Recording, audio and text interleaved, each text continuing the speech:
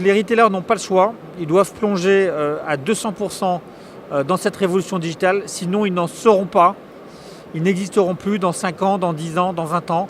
Alors le monde a changé, aujourd'hui les retailers peuvent tout vendre en ligne, à la fois proposer en magasin une expérience qui finalement est complémentaire du digital, avec beaucoup plus d'émotions, avec un maximum de services et un maximum de conseils humains.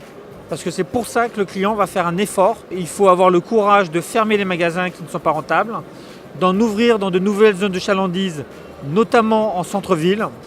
Et on voit que toutes les enseignes qui se sont développées historiquement en périphérie sont en train d'investir progressivement les centres-villes sur des formats plus courts et nativement omnicanal.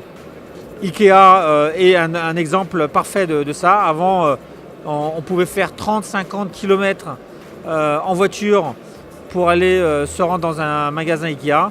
Aujourd'hui, les millennials ne sont pas prêts à faire cet effort-là.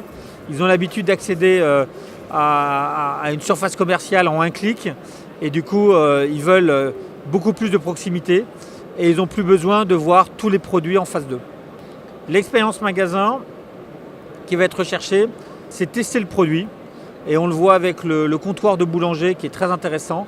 100% des produits, donc même la brosse à dents électrique, peuvent être testés en magasin.